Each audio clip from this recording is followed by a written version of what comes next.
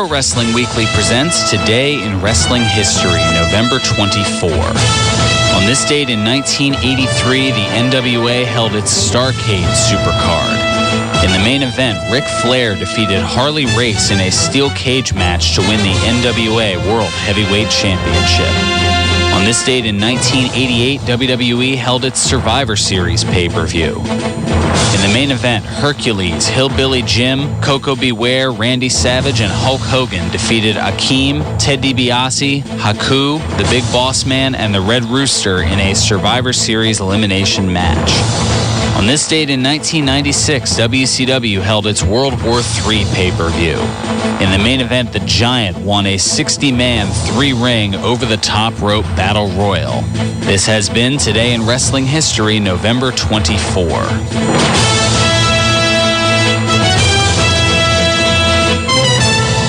Welcome back to Pro Wrestling Weekly here on 1490 WBCB and online at WBCB1490.com.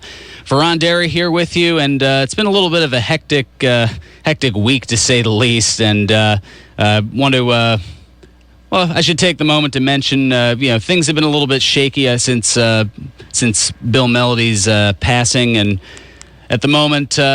Some weeks I've been in here and kind of running all the board myself and everything and hitting all the buttons and dealing with the phones and whatnot. This week kind of a little bit green, to say the least, but got to start somewhere. Making his BCB debut here, at least as far as doing things behind the scenes and hitting the buttons and whatnot. Matt Sarshik, I wanted to thank him for stepping on here with us. I don't know if it's a permanent deal or if you're just if you're doing our program director Matt Miro a solid, or maybe it's a little bit of both. Who knows? You could be doing him a solid by making this a permanent gig. But thanks for stepping in. We certainly appreciate it. I know it's going to be a little bit of a wild ride as we go along here. And oh man, speaking of wild rides, we've got I've got a little bit of a clip for you coming up in just a minute that we'll get to. I'll go ahead and set that up. But first, couple of bits of news going on. Chris Jericho, he's got another hosting gig. He's going to be hosting the Robot Combat League television series that's going to debut on the Sci-Fi Network coming up on February 26th. He had said on Twitter, quote, "Here's the major project I told you about." Also, a diva arrested this past week. WWE diva Caitlyn, a.k.a. Celeste Bonin, was arrested on Tuesday at the SmackDown tapings in Grand Rapids, Michigan, for failure to pay a past speeding ticket. She was released on a $315 bond. Quote, "During a previous visit to Michigan, I was cited for a traffic violation. I'm fully cooperating with the authorities to resolve this matter." That's what she had told TMZ.com. Also, John Cena taking to Twitter to tell followers that he underwent an MRI on his left knee on Tuesday. Quote, MRI was typical good news, bad news scenario. I've dealt with knee issues for the past few years. I'll add one more to that list. I know the risks of what can happen to me, and I'm willing to play the odds. Cena not exactly getting any younger. I mean, he's 35 now, and the toll of being in a WWE ring for 10 years starting to take its toll a little bit. He's starting to pay that price, and who knows how much longer we'll have John Cena around in that main event capacity, especially if the knees start to go. So that's certainly an interesting question. And one more little tidbit here. McMahon handing out a check and a condom. That's right. One of Linda McMahon's campaign workers who complained publicly about not receiving his final check has been paid and also received a little something extra.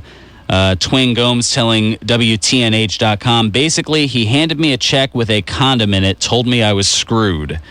That's the rudest gesture you can ever do to a person. It's like spitting in a person's face. Worse yet, Gomes noted that the check, that's right, it bounced.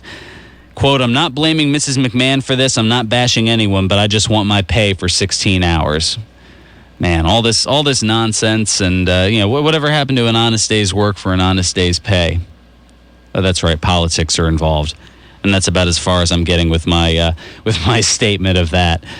Oh man! All right, we've got a few minutes here, and I've got another clip for you from this past Monday on Raw, and we'll get to we'll get to the reaction to it on the other side. Here it is. Matt, bring up track 2.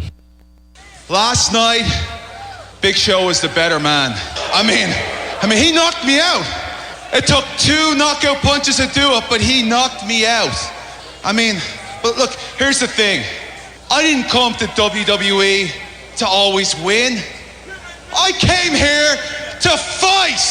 And last night was the greatest fight of my entire life. I mean, I stood toe to toe with a 7-foot, 500-pound giant, and I pushed him to the limit, fella. That's why I came to the WWE. And what a match it was. Big Show kicking out of a bro kick. Me kicking out of a knockout punch. The crowd are on their feet. But ultimately, Big Show scored the decisive blow and won the match. He won the battle. But this war is far from over. Because right now, I am dying to get back in the ring with the Big Show. I am dying for another fight. And when I step in the ring with him again, I guarantee you, it's not going to be a fight. It's not even going to be a battle. It's going to be an all-out war. And when that war is over, I'll still be standing here with a smile on my face and the World Heavyweight Championship back where it belongs, around my waist. You gave me everything you had. Even your much talked about bro kick by all your hooligan friends. And what happened? You came up short, didn't you? I did exactly what I said I was gonna do. I walked in there, I knocked you out, and I walked out with a World Heavyweight Championship.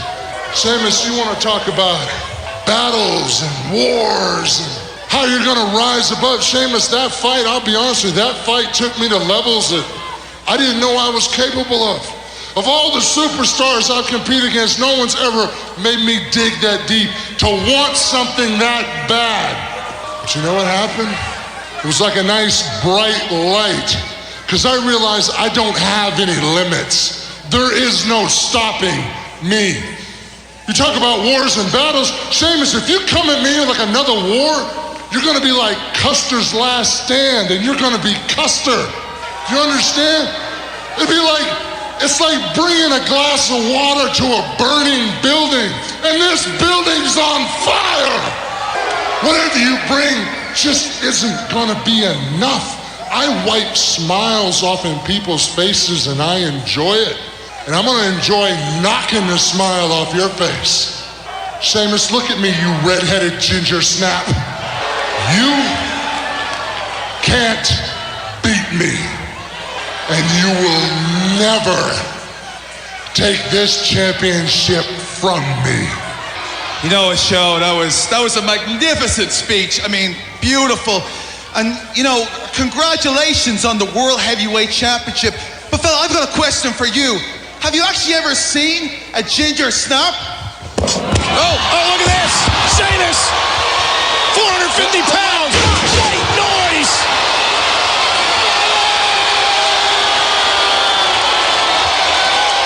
Oh, my God. Sheamus will not be intimidated. That's some loud white noise, I'll tell you. The strength and power of the former world champion Sheamus. That's 441 pounds. Plus, the Sheamus drop. There we go. Big Show and Sheamus setting up, at least over the course of this week. That was from Monday, the immediate reaction to the Survivor Series match. Another individual losing his smile, in this case, Sheamus. He's not smiling anymore. He's kind of getting rid of the happy-go-lucky. I don't know. It seems like he's only got like two different dimensions, though. He's either smiling, happy-go-lucky, not to sound bigoted in any way, but sounding like he's selling Lucky Charms, to kind of turning into this Celtic warrior, almost sounding like he's giving a speech from Braveheart every time. So I don't know. There's got to be something to his character that we haven't quite figured out, or something that can be developed. I'm not really sure, but I mean, not that Sheamus is bad, and not that we're not going to see any less of Sheamus, especially considering he's been Triple H's lifting buddy for quite a while now. So, especially with Triple H growing into charge, well, what can you do? Anyway, we're looking at what you're thankful for in wrestling, and also your all-time favorites. If you could make a Survivor Series team out of them, what would they be? For me, I had Savage, Bret Hart, Roddy Piper, Mr. Perfect, and Ric Flair. And we've certainly had some good ones of those. Going back to the thankful question, I'm thankful for the freedom to cheer heels and boo faces. It's simple, but it certainly works. Joseph chiming in, he's thankful for being around to watch classic NWA and territory-style wrestling since 1984. It's amazing how we're all hearkening back to the old days. It's kind of funny. And as far as the least favorite, I knew John was going to come up with something for this. Khali, Tensai, Brooklyn Brawler, the Shockmaster, and the Disciple. I was wondering when Ed Leslie was going to get a mention in there. Knew it was going to happen at some point. Also former co-host Richie Blywise chiming in. I'm thankful for that good-looking co-host you used to have. Ever humble as always, listening in and loving. All the best to you and the listeners. Thanks so much, Richie, for chiming in. We certainly appreciate it, and good to see that you haven't lost your humility in your time off the air. All right, that's going to just about do it for me. We'll take a look next week at more of the developments for Final Resolution, as well as the TLC pay-per-view, and we'll see what goes on with the football stuff as well. But for now, we have football. We have high school football action coming your way, Bristol and Williams Valley. Mike Samsel, he's going to be bringing you the call. And thanks again to Matt Sarshik here for pushing the buttons. Stay tuned. High school football here on WBCB.